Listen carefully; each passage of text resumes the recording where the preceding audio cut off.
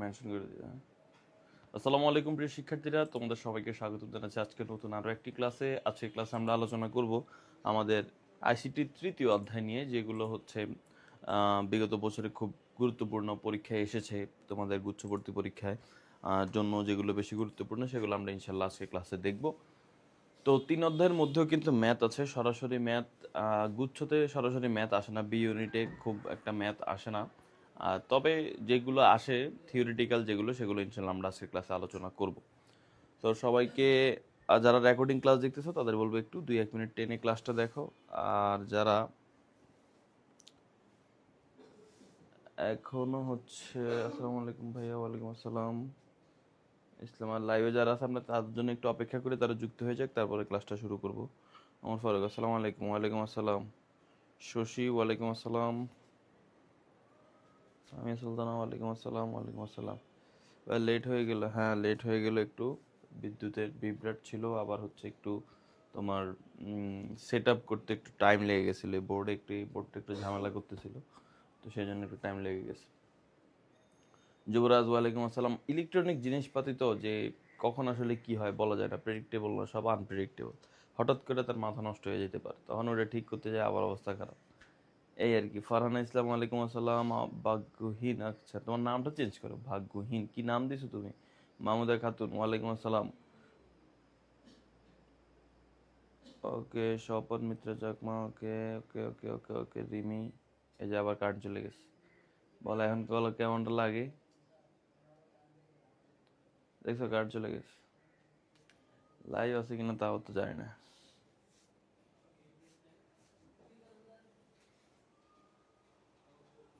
Board বন্ধ হয়ে গেছে তো?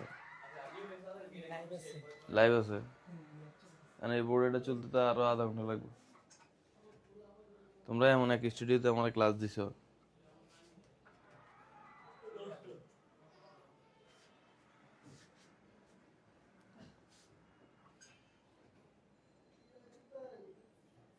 ওকে, এটা আবার ওপেন হোক, তারপরে আমরা আবার ক্লাস শুরু করবো, সমস্যা নাই।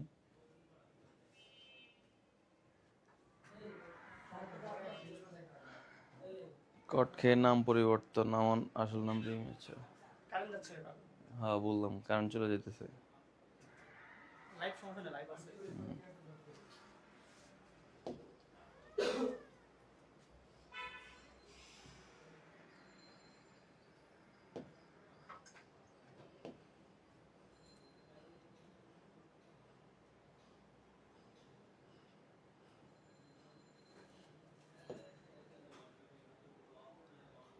দেখছো বোর্ডে কি করতেছে?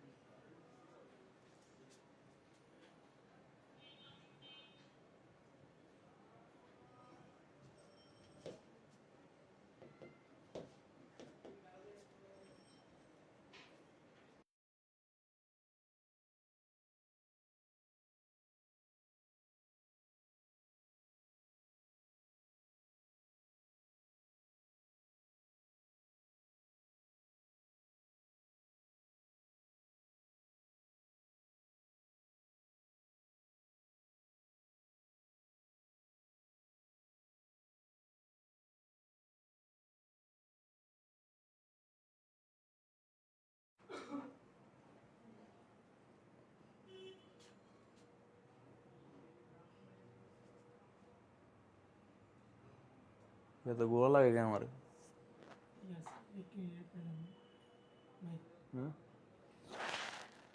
আসো না, এনে দেয় করো না, কিছুই করো না, আরে আসো। আর ভালো লাগতেছে না করতে, এমনিতে লেট হয়েছে এই জন্যই, এটার জন্যই। এটা যে আসে বসে আছে, এটা শুধু এই যে দেখো কি আসতেছে শুধু।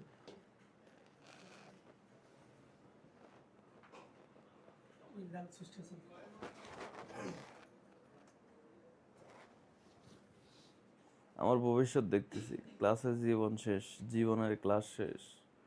শান্তা ইসলাম, ওয়ালাইকুম আসসালাম।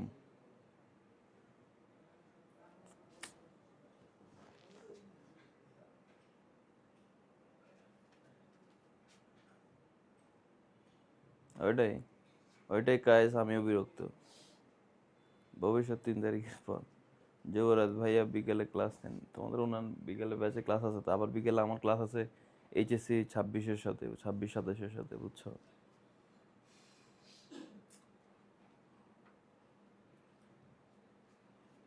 মোবাজ্জল, তুমি কি টায়ার্ড হয়ে গেছো?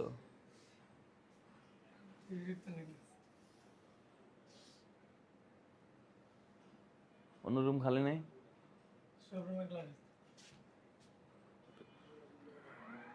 ডাক দাও, ফাহাদ বাইরে ডাক দাও।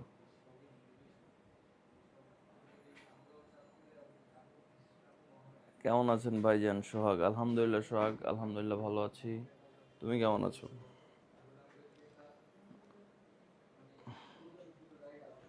সময় একটা সবাই মেনশন দিতেছে, মেনশন দিয়ে আনতেছো আয়না, ওরা দেখতেছে ক্লাস হচ্ছে না, তখন তো ওরা তোমার বকা দিব।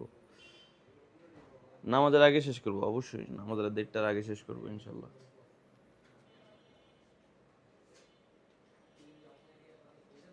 ওয়ালাইকুম আসসালাম। ধৈর্য ধরলে ভবিষ্যৎ, করেন ঠিক করেন, ঠিক করেন, ভবিষ্যৎ আলোকিত হবে। ঠিক আছে ভাই, শুরু করেন। হ্যাঁ শুরু করবো তো, বোর্ডটা শুরু হোক।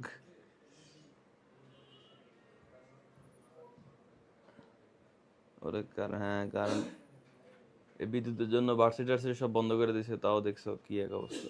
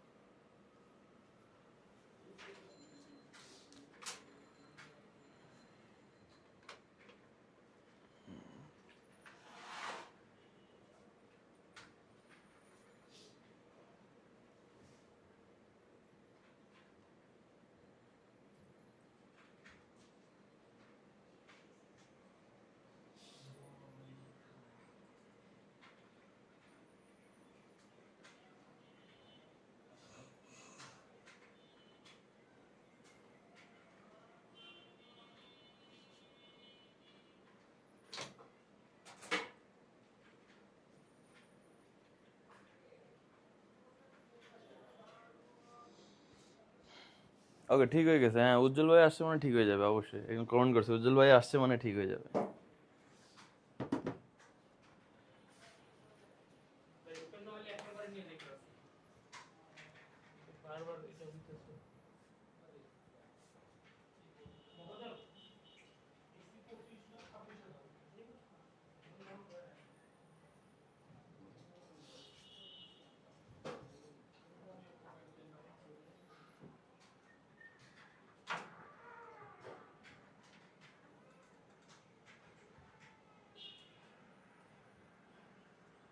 ওকে, চলে আসছে, চলো আমরা তাহলে শুরু করে দেই। চলো, ওকে, আসো। এই যে প্রথম, আমরা তৃতীয় অধ্যায়ে আমাদের দুটো অংশে বিভক্ত, একটা হচ্ছে সংখ্যা পদ্ধতি আর একটা হচ্ছে ডিজিটাল ডিভাইস। দুটো অংশ হচ্ছে আমাদের এই তৃতীয় অধ্যায়টা আছে। আমরা আজকে যে কাজটা করব সেটা হচ্ছে, আচ্ছা ইয়ে তো সুইং করে দাও না, এই যে এটা।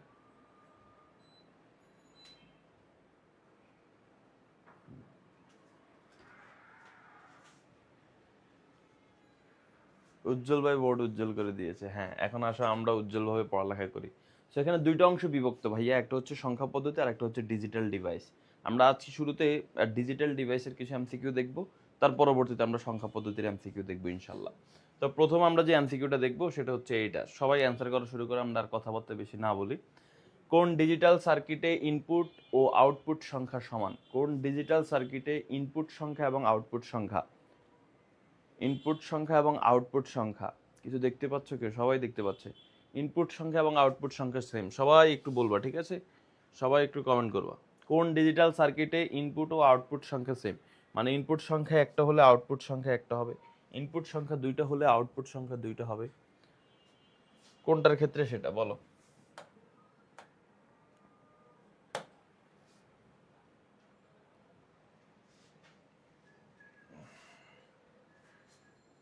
সবাই বলবা, ওকে। ভাগ্যহীন বলছে একের সি, তারপরে আরো কি জিনিয়া নাকি কি জানি গেল, খাদিজা, তারপরে হচ্ছে জিনিয়া, তন্নি, একের সি, সবাই, Jishad, Nusrat Nodi, Kamruzzaman Shahin, Dreamy, okay very good, Maria, okay, yes yes, very good, thank you so much. হ্যাঁ, অ্যান্সার হচ্ছে একের কি বলছো, আমি তো ভুলে গেছি। আচ্ছা, একের কি বলছো, 3। কোন ডিজিটাল সার্কিটে ইনপুট ও আউটপুট সংখ্যা সমান? ইনপুট ও আউটপুট সংখ্যা সমান হচ্ছে আমাদের এই যে এইখানে, আরে ভাই ডিস্টার্ব করিস না, ওকে, হাফ অ্যাডারে। কেন? কারণ আমরা যদি একটু খেয়াল করি, হাফ অ্যাডার ছিল কিরকম, দুইটা ইনপুট ছিল, দুইটা সংখ্যাকে সে যোগ করে, আর একটা সাম আর একটা ক্যারি হচ্ছে সে আউটপুট দেয়, তার মানে ইনপুটও দুইটা আউটপুটও দুইটা, দ্যাটস ওয়াই অ্যান্সার কি হবে? অ্যান্সার হচ্ছে হাফ অ্যাডার। হাফ অ্যাডারটা হচ্ছে রাইট অ্যান্সার। এর পরবর্তী প্রশ্নে আসো, কোনটি সঠিক নয়? এখানে কিছু আমাদের মৌলিক উপপাদ্য কিছু দিয়ে দেওয়া আছে, কোনটি সঠিক নয়। কোনো কিছুর সাথে যদি আমরা জিরো যোগ করি তাহলে ওই সংখ্যাটাই অ্যান্সার হবে, ঠিক আছে? মনে করো 1 এর সাথে 0 যোগ করলে 1 হবে, 0 এর সাথে 0 যোগ করলে 0 হবে, এর সাথে 0 যোগ করলে এ হবে, বি এর সাথে 0 যোগ করলে বি হবে, কোনো কিছুর সাথে 0 যোগ করলে কোনো কিছুটাই অ্যান্সার হবে, তার মানে অ্যান্সার কিন্তু এ হওয়া উচিত, ঠিক? এটা কিন্তু সঠিক, কিন্তু আমাদের কাছে জানতে যাচ্ছে সঠিক নয়। সঠিক নয় কোনটি সেটা আমরা বের করতে হবে। পরেরটা দেখো, কোনো কিছুর সাথে যদি 1 গুণ করা হয়, 1 গুণ করা হয় তাহলে ওই সংখ্যাটাই হচ্ছে কি রাইট অ্যান্সার। এই যে এর সাথে 1 গুণ করলে এ হবে, 0 এর সাথে 1 গুণ করলে 0 হবে, 1 এর সাথে 1 গুণ করলে 1 হবে, তার মানে এ এর সাথে 1 গুণ করলে এ হবে, বি এর সাথে 1 গুণ করলে বি হবে, তো এটাও সঠিক। আচ্ছা, এর সাথে এ বার যোগ করলে 1 হবে, এটাও সঠিক। কেন? কারণ দেখো, এর মান যদি 0 হয়, একটু ভালো করে খেয়াল করো সবাই কিভাবে এটা হয়। এর মান মনে করো যে 0 প্লাস এই এ বার মানে কি জানো, 0-র উল্টা 1, তাহলে 0 আর 1 যোগ করলে কি হবে? 1। যোগের ক্ষেত্রে কোনো জায়গায় 1 থাকলে ফলাফল 1 হয়ে যায়। অথবা তুমি বলতে পারো যে ভাই এর মান আপনি 0 ধরছেন কেন, আপনি এর মান 1 ধরেন। আচ্ছা, ধরলাম এর মান 1, 1 ধরলে এ বার কত হবে বলো তো? এর মান 1 হলে এ বারের মান হচ্ছে 1 বার, 1 বার মানে হচ্ছে 0, 1 আর 0 যোগ করলে 1 হবে, তার মানে 1ই হচ্ছে, তার মানে এটা সঠিক। এবার আসেন নিচে, কোনো কিছুর সাথে সেটার বার গুণ করলে সেটা সমান 0 হবে, কিন্তু এখানে বলা আছে 1, তার মানে এটা কিন্তু হবে না। এই যে অনেকে অ্যান্সার দিচ্ছ, এই যে মারুফ হুসাইন, তারপরে সামিউল, আর অনেকে অ্যান্সার দিয়েছ আগে, কামরুজ্জামান, রিফাত, বলতেছে 2-এর সি, না 2-এর সি হবে না, 2-এর সিও সঠিক। আমাদের বলতে সঠিক নয় কোনটি? 2-এর ডি। কেন? কারণ কোনো কিছুর সাথে সেটার বার গুণ করলে সেটা 0 হয়ে যায়। যেমন এর মান যদি তুমি মনে করো 1 ধরো, তাহলে এই বারের মান কত? এই বারের মান হচ্ছে 0, 1 এর সাথে 0 গুণ করলে 0 হয়ে যাবে। গুণের ক্ষেত্রে যদি একটা 0 থাকে তাহলে ফলাফল 0 হয়ে যাবে। এখন এবারের মান, এর মান যদি তুমি 0 ধরো, তাহলে এবারের মান কি হবে? এবারের মান হবে 1, 0 আর 1 গুণ করলেও 0 হবে, তার মানে ফলাফল 0 হবে, কিন্তু এখানে ফলাফল 1 বলা আছে, দ্যাটস ওয়াই এটা হবে না, এটা সঠিক নয়। এই উত্তরটা সঠিক নয়, আর আমাদের কাছে জানতেই যাচ্ছে কোনটা সঠিক নয়, তার মানে ডি নাম্বারটা হচ্ছে রাইট অ্যান্সার, ঠিক আছে? তাহলে সঠিক নয় কি? এই যে এটা হচ্ছে সঠিক নয়। মৌলিক গেট কয়টি? এটা আমরা সবাই পারি, খুব ভালোভাবেই পারি। মৌলিক গেট কয়টি? মৌলিক গেট হচ্ছে 3টি, নট গেট, অ্যান্ড গেট এবং অর গেট, এটা হচ্ছে মৌলিক গেট। তাহলে মৌলিক গেট হচ্ছে 3টি, কি কি? Not gate, and gate, or gate. না বার, এরকম আমরা এটা দিয়ে বার বুঝেছি, এটাকে প্রায় অনেকে এটাকেই বার বলে, বাট বার নর্মালি বার চিহ্নটা থাকে হচ্ছে এরকম, ঠিক আছে? উপরে উপরে এরকম ছাতার মতো থাকে, ঠিক আছে? ওকে, এবার আসো পরবর্তী, কোন গেটের আউটপুট ইনপুটের বিপরীত হয়? কোন গেটের আউটপুটটা ইনপুটের বিপরীত হয়? খুবই সহজ একটি প্রশ্ন। কোন গেটের আউটপুটটা ইনপুটের বিপরীত হবে? তো এটা হচ্ছে নট গেট, কারণ নট গেট হচ্ছে সম্পূর্ণ রিভার্স করে দেয়। তুমি যদি নট গেটে ইনপুট 0 দাও, আউটপুট হবে 1, ইনপুট 1 দিলে আউটপুট হবে 0, তার মানে অ্যান্সার কি হবে? অ্যান্সার হচ্ছে নট গেট। নট গেট হচ্ছে 0 থাকলে 1 করে, 1 থাকলে 0 করে, সম্পূর্ণ বিপরীত করে ফেলে, তার মানে অ্যান্সার কি? অ্যান্সার হচ্ছে নট গেট। এবার আসো 5 নাম্বার প্রশ্ন, কোনটিতে n সংখ্যক ইনপুটের জন্য 2n সংখ্যক আউটপুট থাকে? অর্থাৎ ইনপুট থাকে n, আউটপুট থাকে 2n। দেখি তোমরা বলো তো, এটা তোমরা পারো নাকি? এটার উত্তর কি হবে? Full adder, half adder, encoder, decoder, NAND gate, কোনটা? এটা হচ্ছে প্রশ্ন নাম্বার হচ্ছে 5। 5 নাম্বার প্রশ্নের উত্তরটা দাও।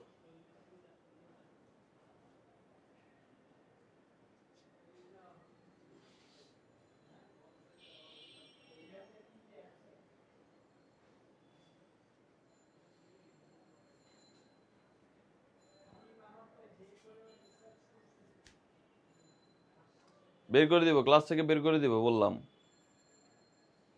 এখনো মাথাটা ঠান্ডা আছে, ভদ্রভাবে থাকো। উল্টাপাল্টা ক্লাসের বাইরে গিয়ে কোনো কথা বললে কিন্তু বের করে দিব ক্লাস থেকে।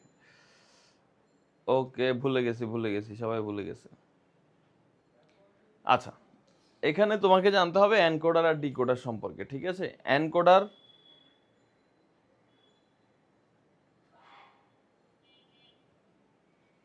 এনকোডার আর ডিকোডার সম্পর্কে তোমাদের একটু ধারণা রাখতে হবে। দেখো, এখানে অ্যান্সার হবে হচ্ছে তোমার ডিকোডার। কেন?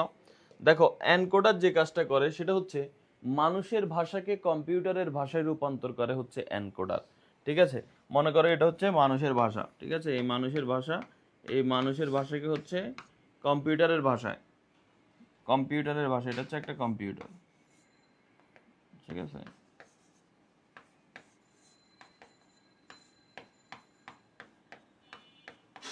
এই যে মানুষের ভাষাটাকে, মানুষের ল্যাঙ্গুয়েজটাকে কম্পিউটারের ল্যাঙ্গুয়েজে রূপান্তর করে যেটা, সেটার নাম হচ্ছে তোমার এনকোডার, ঠিক আছে? সেটার নাম হচ্ছে তোমার এনকোডার। আর এই কম্পিউটারের ভাষা থেকে আবার মানুষের ভাষায় রূপান্তর করে যে,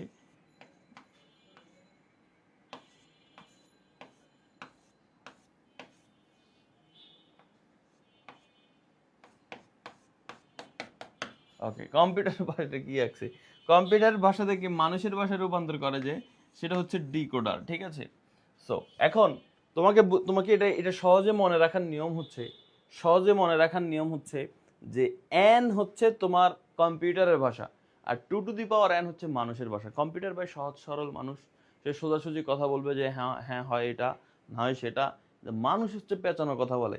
ভাই মনে করো যে মানে উত্তর কত রকমের হতে পারে, হ্যাঁ না ছাড়া যে কত রকম উত্তর হতে পারে, যে আচ্ছা আমি দেখতেছি, আচ্ছা আচ্ছা আমি সময় পেলে আসবো। মানে তুমি কাউকে বললা যে ভাই আসেন কালকে আপনার দাওয়াত, তখন সে বলবে কি হয় হ্যাঁ বা না, এরকম হলে ভালো না? কম্পিউটার হলে এইভাবে কথা বলতো, কিন্তু মানুষ বলবে কি ভাই কালকে তো আমার অফিস আছে, কিন্তু আমি চেষ্টা করবো আসার জন্য, ঠিক আছে? কিন্তু আসবো বা আসবো না ডাইরেক্ট বলা নাই, ঠিক আছে? তারপরে ভাই আমি তো আসতে চাইছিলাম, আসতে আসতেও আর আসা হয় নাই। তার মানে মানুষের ভাষাগুলো খুব কমপ্লিকেটেড, তাই না? সো এখন এই জন্য এনকে ধরবা তুমি হচ্ছে কম্পিউটারের ভাষা, আর 2 টু দি পাওয়ার n কে ধরবা মানুষের ভাষা, কারণ 2 টু দি পাওয়ার n বড় হিজিবিজি ঝামেলা, তাহলে ওটা হচ্ছে মানুষের ভাষা। তো এই যে মানুষের ভাষা হচ্ছে 2 টু দি পাওয়ার n, কম্পিউটারের ভাষা হচ্ছে শুধু n, মানুষের ভাষা হচ্ছে 2 টু দি পাওয়ার n। তাহলে দেখো, input 2 to the power n, output n, এটা যদি হয় তাহলে সেটা encoder. Input n, output 2 to the power n যদি এটা হয়, অর্থাৎ কম্পিউটারের ভাষা থেকে মানুষের ভাষা যদি হয়, তাহলে সেটা হচ্ছে ডিকোডার, ঠিক আছে? তাহলে সেটা হচ্ছে ডিকোডার।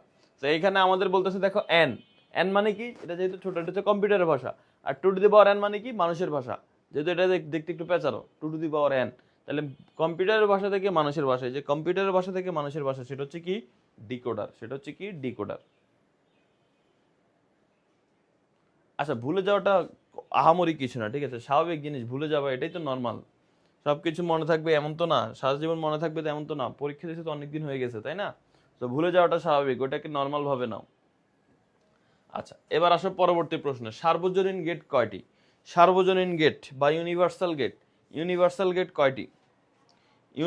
ইউনিভার্সাল গেট কয়টি? সাউন্ড ঠিক আছে, সাউন্ড কম না, সাউন্ড ঠিক আছে। ইউনিভার্সাল গেট কয়টি? দেখো, ইউনিভার্সাল গেট হচ্ছে তোমার দুইটি, একটা হচ্ছে ন্যান্ড গেট আর একটা হচ্ছে নর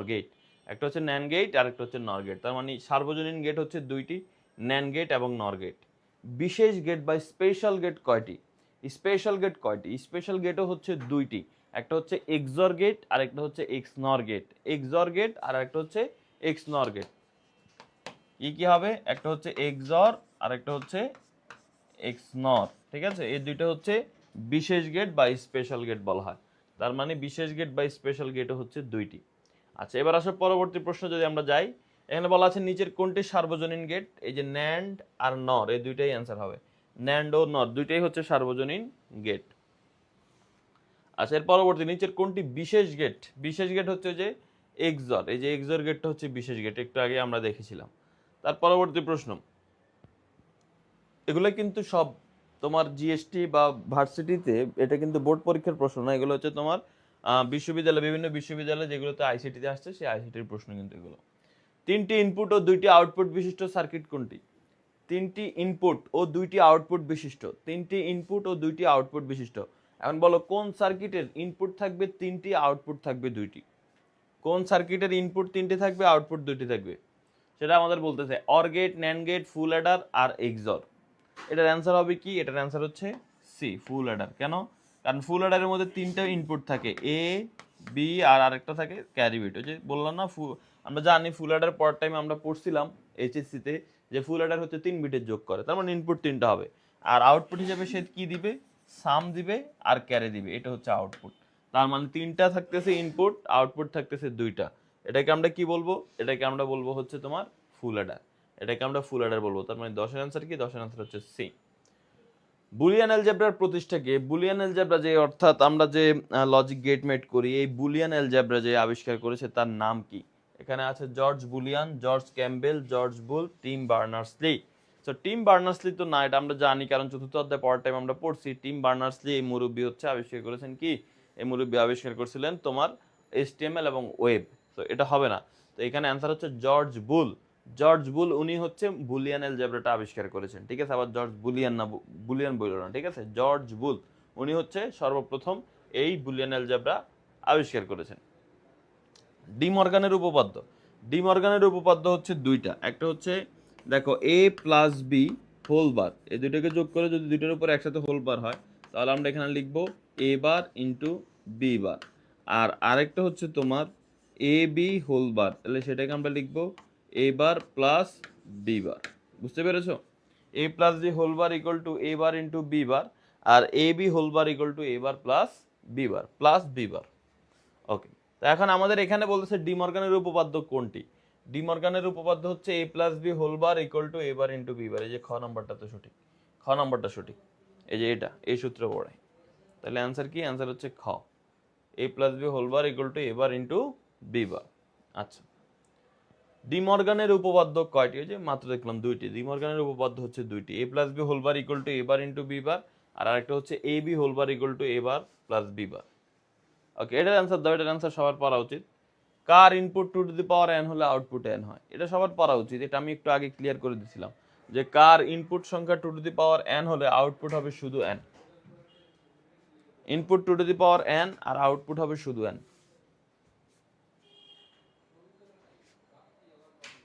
এমন প্রশ্ন আসছে, এগুলো বোর্ড পরীক্ষায় আসছে। আমি বোর্ড পরীক্ষায়, তোমাদের ভার্সিটি পরীক্ষায় কিন্তু এগুলো আসছে, কিন্তু যতটা ভালো মনে করতেছে ততটা ভালো না। কারণ হচ্ছে মনে করতেছে সহজ সহজ। দেখো পুরা বই থেকে দেখবা তোমাদের প্রশ্ন আসছে 4টা বা 5টা, এই 4টা 5টা প্রশ্ন পুরা বই থেকে আসছে, তখন দেখবো সহজ প্রশ্ন আর সহজ মনে হইতেছে না, কঠিন মনে হইতেছে। ঠিক আছে, তখন দেখবো সহজ প্রশ্ন সহজ মনে হইতেছে না। ওকে, একটু আগে কিন্তু বলছি। আচ্ছা, 14C বলতেছে, জিনিয়া বলতেছে 14C, ইমা বলতেছে 14C, সাকিব বলতেছে 14C, নদী ওকে, এলমা ওকে, ইসরাত, ফারজানা সবাই বলতেছে এনকোডার। ইয়েস, আমরা জানি এটা হচ্ছে 2 টু দি পাওয়ার n, এটা হচ্ছে মানুষের ভাষা পেঁচানো, আর এটা হচ্ছে কম্পিউটারের ভাষা। মানুষের ভাষা থেকে কম্পিউটার, মানুষ থেকে কম্পিউটারে বুঝাইতে হলে সেটা এনকোড করতে হয়, মানে এনকোডার। তাহলে অ্যান্সার কি হবে? অ্যান্সার হচ্ছে এনকোডার। 14 অ্যান্সার হবে এনকোডার। ওকে, এবার আসো 15 নম্বর, বুলিয়ান অ্যালজেব্রা কোন 2টা পদ্ধতিতে কাজ করে? বুলিয়ান অ্যালজেব্রা আমি একটু ফাস্ট পড়ছি, যেহেতু আমাদের আজকে শুরুতে একটু টাইম ওয়েস্ট হয়েছে, সেজন্য একটু ফাস্ট, কিন্তু যতটুকুই ফাস্ট হোক না কেন বোঝানোর মতো তোমরা যেন বুঝো ওই রকম ভাবে পড়াচ্ছি। বুলিয়ান অ্যালজেব্রা কোন 2টি পদ্ধতিতে কাজ করে? দেখো বুলিয়ান অ্যালজেব্রা আমরা জানি, আমাদের এই যে তোমার হচ্ছে নিয়মগুলো হচ্ছে টোটাল 4 রকমের হয়, যোগ বিয়োগ গুণ ভাগ।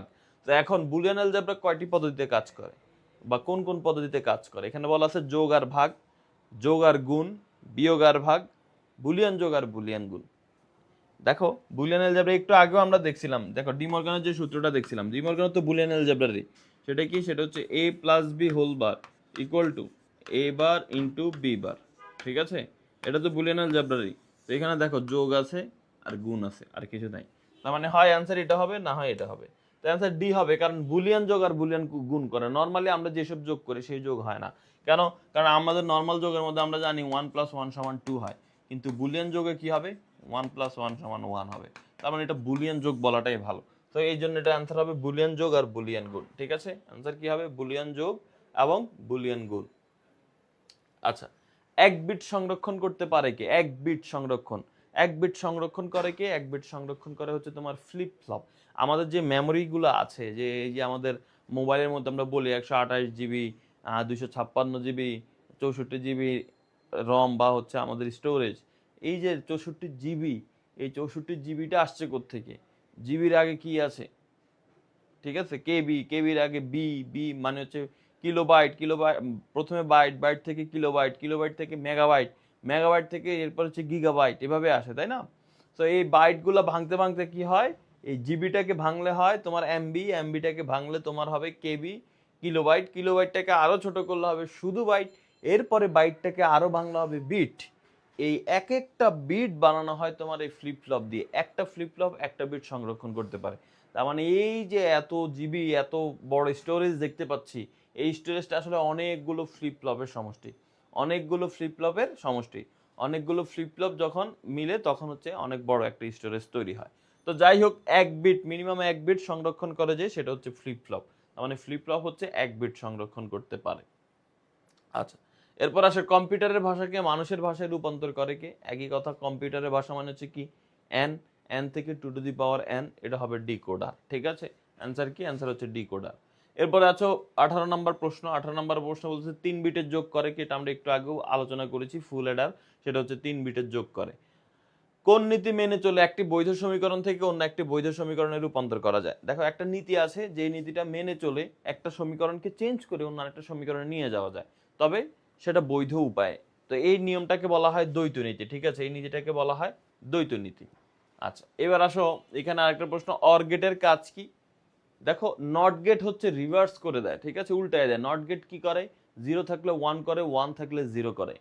আর অ্যান্ড গেট কি করে? অ্যান্ড গেট হচ্ছে গুণ করে। দুইটা সংখ্যা যদি তুমি, অ্যান্ড গেটে মিনিমাম 2টা ইনপুট দিতে হয়, তো এই 2টা ইনপুট দাও, 3টে ইনপুট দাও, তাদের মধ্যে গুণ করে হচ্ছে অ্যান্ড গেট। আর অর গেট হচ্ছে 2টা বা 3টে ইনপুটকে যোগ করে। তার মানে অর গেটের কাজ কি? অর গেটের কাজ হচ্ছে বুলিয়ান যোগ, অর গেট হচ্ছে যোগ করে। আচ্ছা, ঠিক আছে, আমরা এখানে হচ্ছে আমাদের লজিকের অংশগুলো শেষ করে ফেললাম। তো লজিক গেট যেহেতু আমাদের শেষ হলো, আমরা এখন একটু সংখ্যা পদ্ধতি নিয়ে আলোচনা করব। ঠিক আছে, সংখ্যা পদ্ধতি, চলো আমরা একটু সংখ্যা পদ্ধতির প্রশ্নগুলো আলোচনা করি। সংখ্যা পদ্ধতিতে কি রকম টাইপের প্রশ্ন হয় সেটা আমরা একটু দেখার চেষ্টা করি। ওকে, এগুলো একটু বোর্ডের প্রশ্ন আছে এখানে কিছু। দেখো, এখানে প্রথমে বলা আছে কোন সভ্যতার সংখ্যা পদ্ধতি 60 ভিত্তিক ছিল, মানে 60 ভিত্তিক সংখ্যা পদ্ধতি। আমরা নর্মালি সংখ্যা পদ্ধতি কি পড়ছিলাম ভাই? বাইনারি হচ্ছে 2 ভিত্তিক, তারপরে হচ্ছে অক্টাল হচ্ছে 8 ভিত্তিক, ডেসিমেল হচ্ছে 10 ভিত্তিক, হেক্সাডেসিমেল হচ্ছে 16 ভিত্তিক। কিন্তু কোন এক সভ্যতায় সংখ্যা পদ্ধতির ভিত্তি ছিল 60 ভিত্তিক সংখ্যা পদ্ধতি। ঠিক আছে, 60 ভিত্তিক সংখ্যা পদ্ধতি। তাহলে এখন কোন সভ্যতার সংখ্যা পদ্ধতি ছিল এরকম 60 ভিত্তিক? সেটা হচ্ছে আমাদের বলতেছে যে এখানে কোনটা হবে অ্যান্সার, সুমেরিয়ান, ব্যাবিলিয়ান, মিশরীয়, মায়ান নাকি চীন? বলো তো এটার অ্যান্সার কি হবে?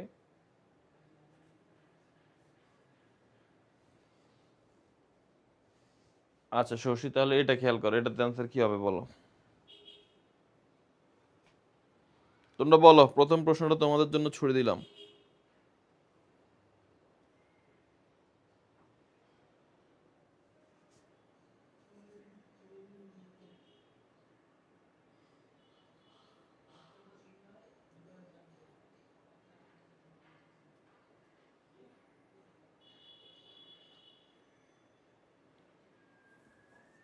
ওকে, কেউ বলতেছে মায়ান, কেউ বলতেছো মিশরীয়। ওকে, মায়ান, মিশরীয়। আর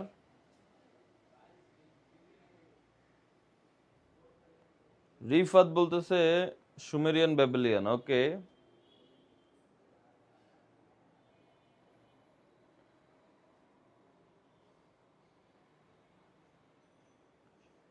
ভাগ্যহীন, সুমেরিয়ান, ব্যাবিলিয়ান। ওকে, যুবরাজ, ক খ দুইটাই।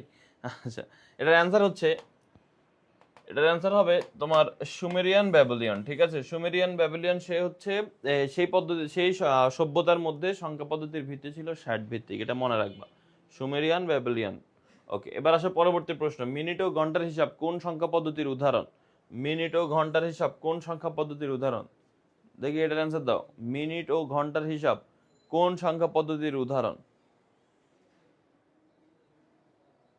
মিনিট ও ঘন্টার হিসাব, এগুলো দেখি পারো না। আমরা দেখো 3 অধ্যায় যখন পড়ি আমরা কিন্তু এই যে কোন সভ্যতার, এগুলো কিন্তু পড়ি না, কিন্তু এগুলো দেখো পরীক্ষায় আসে। ঠিক আছে, এগুলো পরীক্ষা আসে, তোমাদের পরীক্ষা যে আসবে না, মানে আসবে, আসা না, আসার মতো কিছু না আর কি, সেটাই বলতেছি। যেহেতু এটা গুরুত্বপূর্ণ। এই যে দেখো 25 সালে অনেকবার বোর্ড পরীক্ষা এসেছে, তো সেই ক্ষেত্রে তোমাদেরও পরীক্ষা আসার সম্ভাবনা অনেক বেশি।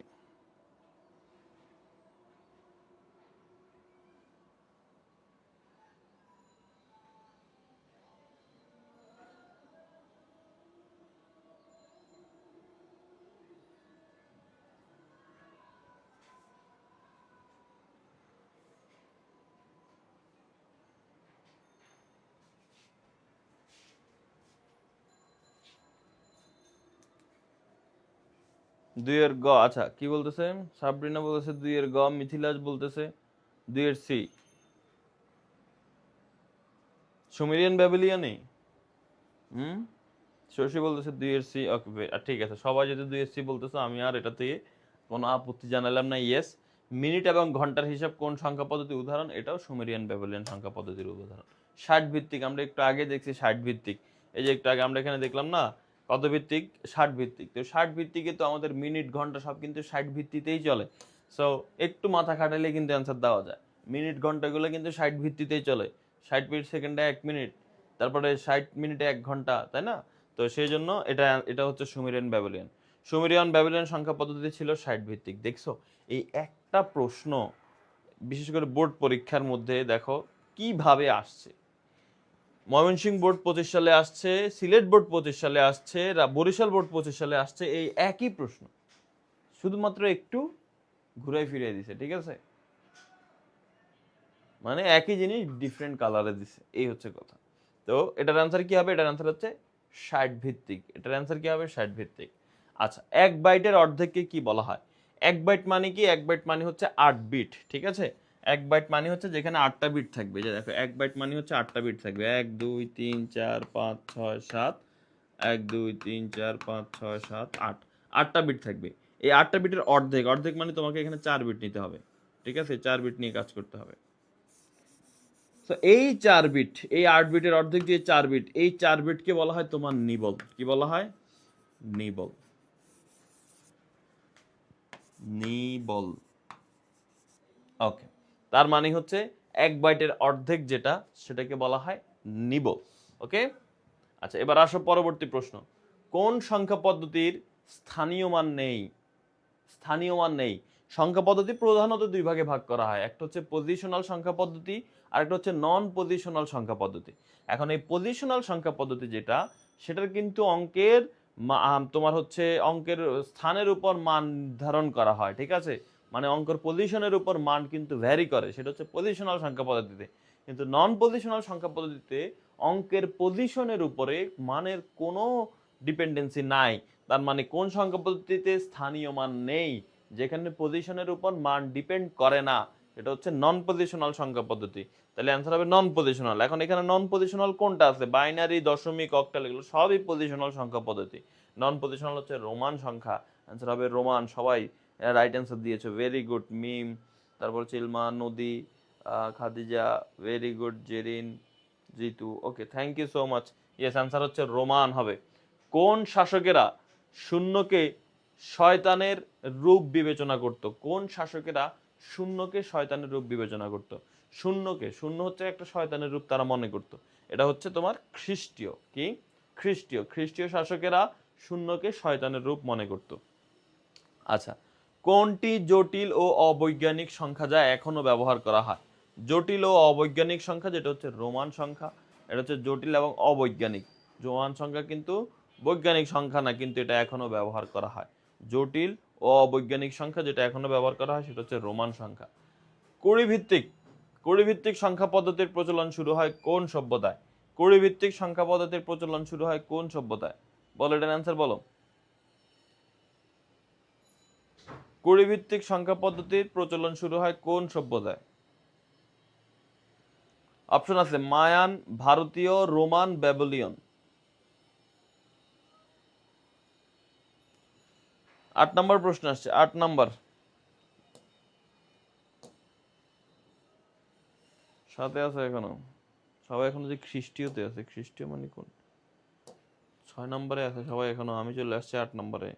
আমি এখনো 6 নম্বরে কমেন্ট দেখতেছি।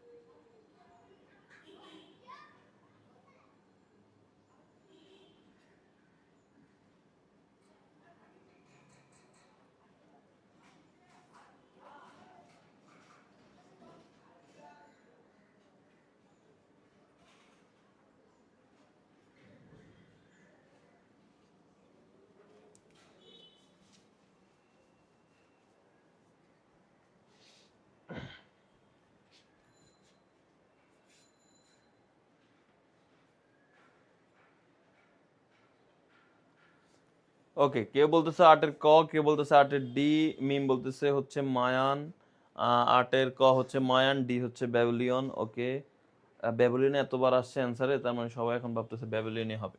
আচ্ছা, এটার অ্যান্সার হচ্ছে যে কুড়ি ভিত্তিক যেটা, ঠিক আছে, ব্যাবিলিয়ন যেটা ওটাতে ছিল 60 ভিত্তিক, তাই না, ওটাতে ছিল 60, আর মায়ান হবে কুড়ি ভিত্তিক, ঠিক আছে। তো কুড়ি মানে কি বুঝতে পারছো তো, 20 ভিত্তিক আর কি যেটা। তো সেটা হচ্ছে কি মায়ান সংখ্যা পদ্ধতিতে, মায়ান তোমার হচ্ছে সভ্যতায় এই 20 ভিত্তিক আমাদের হচ্ছে সংখ্যা পদ্ধতি চলমান ছিল। নন পজিশনাল সংখ্যা কোনটি? 5 এটা একটা ডেসিমাল সংখ্যা হয়, অক্টাল সংখ্যা হয়, হেক্সাডেসিমাল সংখ্যা হয়, তার মানে এটা নন পজিশনাল না। এটা বাইনারি সংখ্যা হয়, ডেসিমাল সংখ্যা হয়, অক্টাল সংখ্যা হয়, হেক্সাডেসিমাল হয়। এটা একটা হেক্সাডেসিমাল সংখ্যা। তো ভি এটা কি সংখ্যা? এটা হচ্ছে রোমান সংখ্যা। তো রোমান সংখ্যা যেটা, এটা কিন্তু নন পজিশনাল সংখ্যা পদ্ধতি। তার মানে অ্যান্সার হচ্ছে কি? অ্যান্সার হচ্ছে ঘ, রোমান সংখ্যাটা হচ্ছে নন পজিশনাল সংখ্যা পদ্ধতি। কোন সংখ্যা পদ্ধতিতে সর্বমোট যতগুলো অঙ্ক ব্যবহার করা হয় তাকে কি বলা হয়? তাকে বলা হয় তার বেজ বা ভিত্তি। যেমন বাইনারিতে 2টা অঙ্ক ব্যবহার করা হয়, 0 আর 1, দ্যাটস ওয়াই বাইনারির ভিত্তি হচ্ছে 2। অক্টালে 8টা অঙ্ক ব্যবহার করা হয় 0 থেকে 7 পর্যন্ত, সেই জন্য অক্টালের ভিত্তি হচ্ছে 8। আর হেক্সাডেসিমেলে 16টা ব্যবহার করা হয়, আর ডেসিমেলে 10টা ব্যবহার করা হয়। তো যতগুলো অঙ্ক ব্যবহার করা হয় তত সংখ্যাটাকে বলা হয় তার বেজ বা ভিত্তি। ওকে, এখানে একটা জিনিস আমরা দেখতে পাচ্ছি, যে সিগন্যালটির সমকক্ষ বাইনারি মান কত। ওকে, তো এটা আমরা একটু দেখি, এই প্রশ্নগুলো এখন একটু বেশি আসে পরীক্ষায়, তো আমরা একটু বোঝার চেষ্টা করি। দেখো কিভাবে করবে, এখানে দেখবো আমরা যে উপরে দাগ আছে, নিচে দাগ আছে, উপরে দাগ আছে, নিচে দাগ আছে। সো উপরে দাগ থাকা মানে হচ্ছে 1, নিচে দাগ থাকা মানে হচ্ছে 0, এটা মনে রাখবা। সো উপরে দাগ, এই দাগটা প্রথম দাগটা উপরে, এটা হবে 1। এরপরে নিচে দাগ, এর লম্বা লম্বি দাগ যেগুলো, এটা ইগনোর করো। এরপরে হচ্ছে নিচে দাগ, নিচে দাগ মানে হচ্ছে কি হবে? 0 হবে, ঠিক আছে। নিচে দাগ মানে 0 হবে। তাহলে এখানে এই যে আমি 0 দিলাম, 0, ঠিক আছে, 0 0 0। এখন এখানে আমি 3টা 0 দিয়েছি কেন? তুমি দেখো এখানে যখন পয়েন্ট আকারে ভাগ করবে, মানে তোমাকে যখন দেখবে যে পয়েন্ট দিয়ে এখানে ভাগ করতেছে, তখন হচ্ছে ওই পয়েন্টগুলো, যেমন এখানে এই একটা, এখানে একটা দাগ দিয়ে ভাগ করলো, এখানে একটা দাগ দিয়ে ভাগ করলো, এই যে ভাগ হলো, এই বরাবর একটা ভাগ হলো, এই বরাবর একটা ভাগ হলো। তাহলে এখন দাগ কয়টা হলো দেখো তো, নিচে দাগ, এখন উপরে এখানে দাগ একটাই, কিন্তু নিচে দাগ হয়ে গেল 3টে। এই যে দেখো, 1টা 2টা 3টে, এই জন্য 3টা 0 দিতে হবে। আচ্ছা, এবার আসো উপরে আসো। উপরে এসে তুমি যদি খেয়াল করো, এখানেও কিন্তু 2টা দাগ, কারণ মাঝখানে একটা এটাকে ডিভাইড করে ফেলছে, তাহলে 1টা 2টা 2টা দাগ, দ্যাটস ওয়াই তোমাকে এখানে 2টা 1 দিতে হবে, 1 1। এরপর নিচে একটা দাগ, একটা 1 দিতে হবে। তাহলে কি হবে? 1 0 0 ডাবল 1, ওটা নিচে দাগ তো এটাও 0 হবে, ডাবল 1 0। তাহলে এই যেখানে কোনটা অপশন, কোনটা হবে? অপশন হবে আমাদের এই যে ক নাম্বারটা। সোজা হিসাব, উপরে দাগ থাকলে 1, নিচে দাগ থাকলে 0। তবে ওই দাগের মধ্যে যদি আবার বিভিন্ন পার্টিশন করে ফেলে, তাহলে যতগুলো ভাগ হবে ততগুলো 0, যতগুলো ভাগ হবে উপরে ততগুলো 1 হবে, দ্যাটস ইট। এখন হিসাব করো, 1 0 0 ডাবল 1 0, তাহলে অ্যান্সার হবে এই যে দেখো ক নাম্বার, 1 0 0 ডাবল 1 0, এটা হচ্ছে আমাদের রাইট অ্যান্সার, ঠিক আছে। আচ্ছা, পরবর্তী আবারও একই টাইপের প্রশ্ন। তো এখানে যদি আমরা খেয়াল করি, এখানে নিচে, তার মানে নিচে 0, উপরে 1, নিচে এখানে 2টা পার্টে ভাগ হয়েছে, এই যে মাঝখানে বিন্দু দেওয়ার কারণে 2টা পার্টে ভাগ হয়েছে, তার মানে 2টা 0, উপরে 2টা 1 হবে, এই যে 2টা পার্টে ভাগ হয়েছে, 2টা 1, নিচে এখানে একটা 0, উপরে একটা 1 একটা 0, তার মানে 0 1 ডাবল 0 ডাবল 1 0 1 0, 0 1 ডাবল 0 ডাবল 1 0 1 0, এই যে ঘ নাম্বারটা হচ্ছে অ্যান্সার, ঠিক আছে। অ্যান্সার কি হবে? অ্যান্সার হচ্ছে ঘ নাম্বারটা, ঠিক আছে। ওকে, এবার আসো 13 নম্বর প্রশ্ন। 13 নম্বর প্রশ্নে কি বলা আছে? এটা কোন ধরনের সংখ্যা? এই যে এখানে একটা সংখ্যা দিয়ে বলছে এটা কোন ধরনের সংখ্যা, কোন ধরনের সংখ্যা, কোন ধরনের সংখ্যা। এটা অবশ্যই যেহেতু এবিসিডি চলে আসছে, এবিসিডি হেক্সাডেসিমেল সংখ্যা পদ্ধতি হবে, তার মানে এটা হচ্ছে হেক্সাডেসিমেল সংখ্যা পদ্ধতি। এর আনসার হবে হেক্সাডেসিমেল সংখ্যা পদ্ধতি। এরপরে ভিত্তির উপর নির্ভর করে সংখ্যা পদ্ধতি কত প্রকার। ভিত্তির উপর নির্ভর করে সংখ্যা পদ্ধতি কত প্রকার। ভিত্তির উপর নির্ভর করে প্রধানত সংখ্যা পদ্ধতি 4 প্রকার। একটা হচ্ছে বাইনারি, বাইনারি সংখ্যা পদ্ধতি। এই বাইনারি সংখ্যা পদ্ধতিটা কি? বাইনারি সংখ্যা পদ্ধতি হচ্ছে যেটার ভিত্তি হচ্ছে 2, 2 ভিত্তিক যেটা সেটা হচ্ছে বাইনারি। আর 8 ভিত্তিক যেটা সেটা হচ্ছে অক্টাল। আর হচ্ছে 10 ভিত্তিক যেটা সেটা হচ্ছে তোমার ডেসিমেল। এবং সর্বশেষ হচ্ছে 16 ভিত্তিক যেটা সেটা হচ্ছে তোমার হেক্সাডেসিমেল। এই 4 প্রকার, ঠিক আছে? তাহলে কয় প্রকার হবে? ভিত্তির উপর নির্ভর করে সংখ্যা পদ্ধতি 4 প্রকার। ভিত্তির উপর নির্ভর করে সংখ্যা পদ্ধতি হচ্ছে 4 প্রকার। সেটা হচ্ছে কি? বাইনারি, অক্টাল, হেক্সাডেসিমেল এবং দশমিক। অক্টাল সংখ্যা পদ্ধতির বেস কত? অক্টাল সংখ্যা পদ্ধতির বেস হচ্ছে তোমার 8। অক্টাল সংখ্যা পদ্ধতির বেস হচ্ছে 8। 78 এর বিসিডি মান কত? আচ্ছা, বিসিডি তে কিভাবে রূপান্তর করে দেখো, একটু খেয়াল করো। 78 এটার বিসিডি জানতে চাচ্ছে। 78 এটার বিসিডি। সো বিসিডি কোডের নাম হচ্ছে, বিসিডি কোডটা হচ্ছে তোমার এরকম। এই আর অনেকগুলো আছে, এটাই সবচেয়ে পপুলার 8421। এটা হচ্ছে বিসিডি কোড, ঠিক আছে? বিসিডি কোডের ফরম্যাট। এখন তুমি 8 বানাবা, 8 বানাইতে হলে এখানে কাকে কাকে নিলে 8 হয় বলো তো? এখানে শুধুমাত্র 8 কে নিলেই 8 হয়ে যায়। তার মানে যাকে নিলে 8 হচ্ছে তার নিচে 1 দিব, বাকিগুলো আমরা 0 দিয়ে দিব। তার মানে 1000। 8 মানে হচ্ছে কি? 8 মানে হচ্ছে 1000। এরপরে আসো 7। এখানে কাকে কাকে নিলে 7 হবে? এই 8421 থেকে এই কাকে, এটা বাদ, এটা তো আগেরটা ছিল। এই 8421 থেকে কাকে কাকে যোগ করলে 7 হবে? এই দেখো 4, 2 আর 1 কে যোগ করলে 4 আর 2 6, 6 আর 1 7। তার মানে এই তিনটাকে যোগ করলে 7 হবে। তার মানে এই তিনটার নিচে 1 হবে আর এইটির নিচে 0 হবে। তার মানে 0111, 0111। তাহলে এখন 78 এর বিসিডি হচ্ছে এই পুরোটা, 0111, এরপর আবার 1000। আছে কোথায়? এই যে 0111, এরপরে না, এটা না, 0111, এরপরে 1000। এই যে দেখো 0111, 1000। তার মানে এটা হচ্ছে অ্যান্সার, খ নাম্বারটা, ঠিক আছে? অ্যান্সার কি হবে? 16 অ্যান্সার হচ্ছে খ। ওকে। ডেসিমেল সংখ্যা পদ্ধতির ভিত্তি। ডেসিমেল মানে হচ্ছে দশমিক সংখ্যা পদ্ধতি, যেটার ভিত্তি হচ্ছে 10। আমরা মানুষেরা যেটা ব্যবহার করে থাকি। এমএসবি, এমএসবি এর পূর্ণরূপ হচ্ছে মোস্ট সিগনিফিক্যান্ট বিট। এমএসবি এর পূর্ণরূপ কি? এমএসবি এর পূর্ণরূপ হচ্ছে মোস্ট সিগনিফিকেন্ট, এই যেখানে আছে তো most significant bit, most significant bit. আর আরেকটা আছে তোমার এলএসবি। এই এলএসবি এর পূর্ণরূপ হচ্ছে মোস্টের জায়গায় জাস্ট এল এর জন্য হবে least, LEAST, least significant bit. MSB হচ্ছে মোস্ট সিগনিফিক্যান্ট বিট, এলএসবি হচ্ছে লিস্ট সিগনিফিক্যান্ট বিট, ঠিক আছে? মোস্ট সিগনিফিক্যান্ট বিট আর একটা হচ্ছে কি least significant bit. Okay, so most significant bit আর লিস্ট সিগনিফিক্যান্ট বিট। আর আরেকটা আছে এলএসডি, ঠিক আছে? বি এর জায়গায় ডি থাকবে বা এমএসবি এর জায়গায় ডি থাকবে। তো তখন হবে মোস্ট সিগনিফিক্যান্ট ডিজিট। বি থাকলে বিট হবে, ডি থাকলে ডিজিট হবে, ঠিক আছে? আর মাঝখানের এস মানে হচ্ছে সিগনিফিক্যান্ট। আর এম তে হবে মোস্ট, এল তে হবে লিস্ট, দ্যাটস ইট, ঠিক আছে? আর লাস্টে বি থাকলে বিট হবে, ডি থাকলে ডিজিট হবে, ঠিক আছে? 72 বিসিডি কোড কোনটি? একটু আগে বিসিডি কোড দেখাইছি, সেইভাবে বিসিডি কোড করতে হবে। বাইনারি যোগের ক্ষেত্রে 1 + 1 + 0। আচ্ছা, তো 1 + 0 + 1, তো আমরা জানি বাইনারির মধ্যে দুইটা 1 যোগ করলে 0 হয়, হাতে থাকে 1, সেই 1 এখানে নেমে যাবে। তার মানে 10 হচ্ছে অ্যান্সার হবে। তাহলে অ্যান্সার কি? অ্যান্সার হচ্ছে 10। অ্যান্সার কি হবে? 10। বাইনারিতে 1 আর 1 যোগ করলে 0 হয়, হাতে 1 থাকে, তার মানে বরাবর 10 হয়। 2 এর পরিপূরক পদ্ধতিতে কোনটি ব্যবহার করা হয়? এটা তোমরা সবাই জানো, কারণ তৃতীয় অধ্যায়ের সবচেয়ে গুরুত্বপূর্ণ প্রশ্ন ছিল, সৃজনশীল এইটা। 2 এর পরিপূরক। 2 এর পরিপূরক আসলে শুধুমাত্র যোগের মাধ্যমে কাজ করে। সে বিয়োগও করে যোগের মাধ্যমে। যোগ তো যোগের মাধ্যমে করেই, আবার বিয়োগটাও কিন্তু সে কি করে? যোগের মাধ্যমে করে। 17টা আর একটু বুঝে দেন। 17তে কি বলছে? ডেসিমেল সংখ্যা পদ্ধতির ভিত্তি কথা। এটা বুঝানো কি আছে ভাইয়া? ডেসিমেল সংখ্যা পদ্ধতির ভিত্তিতে হচ্ছে 10। 10 হচ্ছে ডেসিমেল সংখ্যা পদ্ধতির ভিত্তি। আমরা জানি না, বাইনারি ভিত্তি হচ্ছে 2, অক্টালের ভিত্তি 8, ডেসিমেলের ভিত্তি 10, হেক্সাডেসিমেলের ভিত্তি হচ্ছে 16। আচ্ছা, এবার আসো, এটার অ্যান্সার হচ্ছে যোগের মাধ্যমে, ঠিক আছে? যোগ করে। আচ্ছা, এরপরে আসে প্যারিটি বিট যুক্ত কোড কত বিটের? কোন কোনটার মধ্যে প্যারিটি বিট আছে বলো তো, সেটা কয় বিটের হয়ে থাকে? এখানে বলা আছে 3 বিটের, আর 4 বিটের, 7 বিটের, 8 বিটের। দেখো প্যারিটি বিট হয়ে থাকে ASCII 8 এর, ঠিক আছে? ASCII 8 এর, ভালো করে খেয়াল করো। প্যারিটি বিট যেটা হয় সেটা হচ্ছে তোমার ASCII 8। আজকে আগে 7 বিট ছিল, পরে 8 বিট হয়েছে।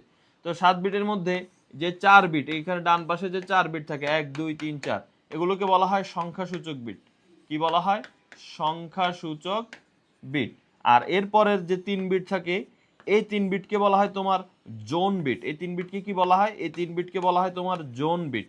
আর লাস্টে এই একটা বিট থাকে, এই বিটটাকে তোমাকে বলা হয় প্যারিটি বিট, ঠিক আছে? এটাকে বলা হয় parity bit. So parity bit হচ্ছে একটি থাকে, প্যারিটি বিট হচ্ছে একটি, বাট প্যারিটি বিট যুক্ত যে কোডটা ASCII কোড, সেই কোডটার টোটাল বিট সংখ্যা হচ্ছে 8টি। তবে প্যারিটি বিট যুক্ত কোড কত বিটের? 8 বিটের। কোডটা হচ্ছে 8 বিটের, ASCII 8 এটা। EBCD আইসি, EBCD আইসি হচ্ছে বিসিডির এক্সটেন্ডেড ভার্সন। আগে ছিল শুধু বিসিডি, এরপরে এটাকে এক্সটেন্ড করছে EBCD আইসি। বিসিডি ছিল 4 বিটের, আর EBCD আইসি যেটা সেটা হচ্ছে 8 বিটের, ঠিক আছে? EBCD আইসি যেটা সেটা হচ্ছে 8 বিটের, EBCD আইসিও কিন্তু 8 বিটের। ওকে, 7 বিটের ASCII কোডের যান্ত্রিক নিয়ন্ত্রণ কোড কয়টি? খুবই গুরুত্বপূর্ণ প্রশ্ন, এবং এই প্রশ্নটা তোমার গুচ্ছবর্তী পরীক্ষায় এসেছিল, ঠিক আছে? ASCII কোডের যান্ত্রিক নিয়ন্ত্রণ কোড কয়টি? ঠিক আছে, এখানে আছে তোমার 31, তারপর হচ্ছে 32, 96, আর একটা হচ্ছে 127। যান্ত্রিক নিয়ন্ত্রণ করে হচ্ছে 32 বিট। টোটাল ASCII 7 বিটের ASCII কোডের মধ্যে, 7 বিটের ASCII কোডের মধ্যে তোমার সংখ্যা থাকবে টোটাল কয়টা? কয়টা চিহ্ন প্রকাশ করা যাবে? দেখো 2 টু দি পাওয়ার 7 মানে 128টা। এই 128টার মধ্যে 32টা বিট কি করে? 32টা বিট হচ্ছে তোমার যান্ত্রিক নিয়ন্ত্রণ করে থাকে, ঠিক আছে?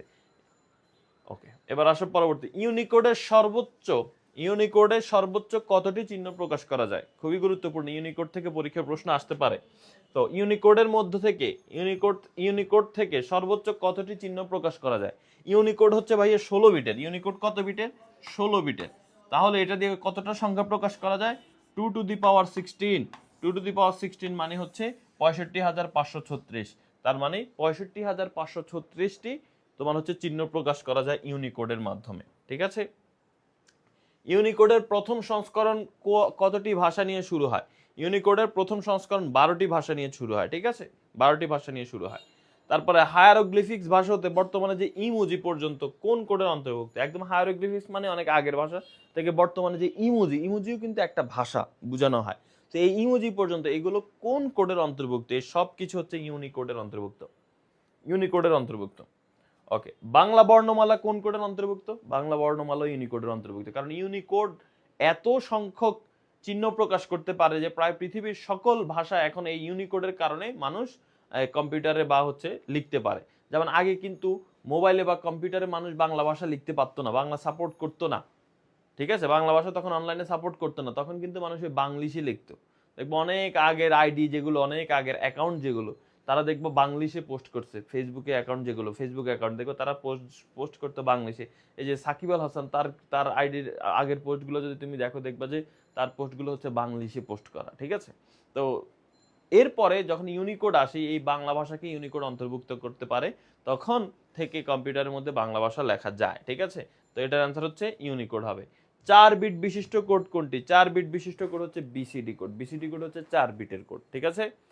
UTF-8 কোন কোড? আচ্ছা, UTF-8 এটাও হচ্ছে একটা ইউনিকোডের অন্তর্ভুক্ত।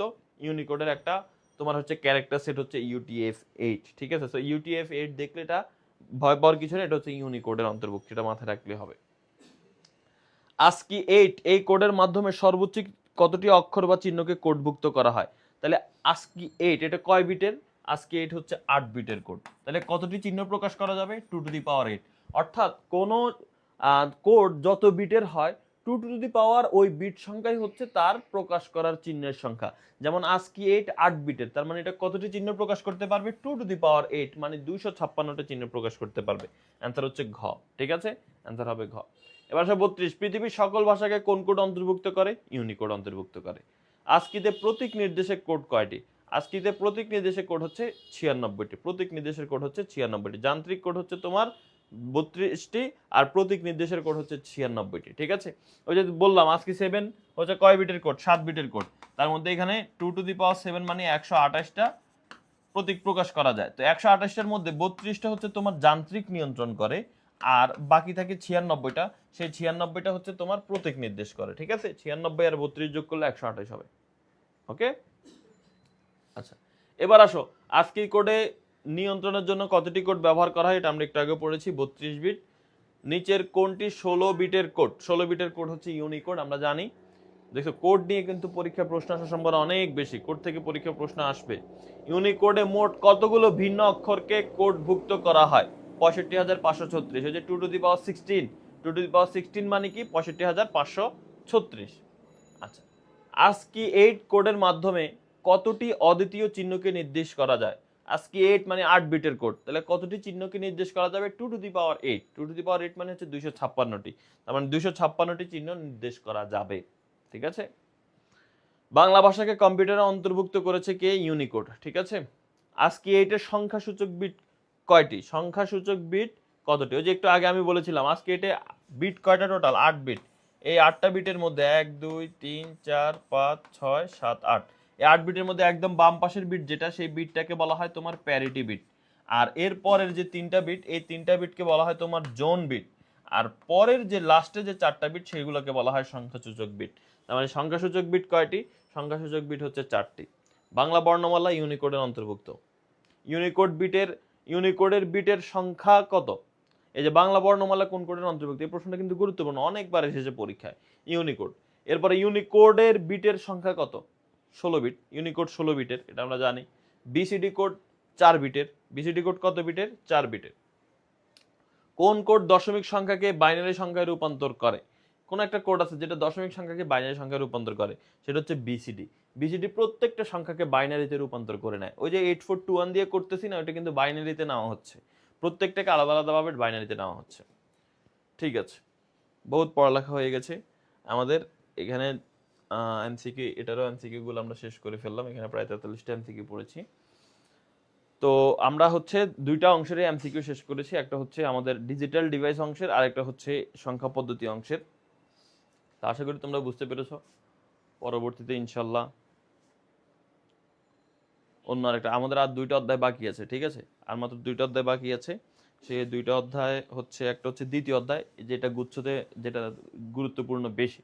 কারণ গুচ্ছতে আইসিটির প্রশ্ন হলে অবশ্যই দ্বিতীয় অধ্যায় থেকে প্রশ্ন হবে। দ্বিতীয় অধ্যায় খুবই গুরুত্বপূর্ণ এবং অনেক বড়, একটু কঠিনও। ঠিক আছে, অনেক কিছু মুখস্থ মনে রাখা লাগে। আর আরেকটা বাকি আছে আমাদের 6 অধ্যায়। 6 অধ্যায় থেকে গুচ্ছতে প্রশ্ন হয়। তুমি জানো প্রত্যেক বছর 6 অধ্যায় থেকে একটা প্রশ্ন দিয়ে দেয়, কেন আমি এটা বুঝি না। যে 6 অধ্যায় তোমাদের ফুল সিলেবাসে ছিল না। ঠিক আছে, ফুল সিলেবাসে মানে শর্ট সিলেবাসের মধ্যে ছিল না আগের। তো কিন্তু তারপরেও যখন থেকে শর্ট সিলেবাস ছিল না, তখন থেকেই কিন্তু তোমার দেওয়া হচ্ছে, 6 অধ্যায় থেকে প্রশ্ন দেওয়া হচ্ছে। বাকি যে 5টা অধ্যায় পড়ে আছে, ওই 5টা অধ্যায় খেয়াল নাই। ইভেন মনে করো এমসিকিউ, আইসিটি থেকে এমসিকিউ আসছে 3টা বা 4টা, এই 3টা বা 4টার মধ্যে থেকে চাইলে তো এক থেকে 5 অধ্যায়ের মধ্যে দেওয়া যেত, এক অধ্যায় থেকে একটা দিয়ে, তারপরে সেটা 6 অধ্যায় থেকে প্রশ্ন হয়েছে। তো বুঝতে পারছো 6 অধ্যায় থেকে কিন্তু প্রশ্ন হয়। ঠিক আছে, ওকে। তো আজকে ক্লাস এখানে শেষ। একটু বাসায় আবার ভালো করে পড়ো, এগুলো আমি দিয়ে দিব, বাসায় ভালো করে আবার পড়ে নিও। ঠিক আছে, পরবর্তী ক্লাস মনে হয় আবার আগামীকালকে। তো আবার আগামীকালকে ইনশাল্লাহ দেখা হবে। সবাই ভালো থাকো, সুস্থ থাকো। আল্লাহ হাফেজ, আসসালামু আলাইকুম।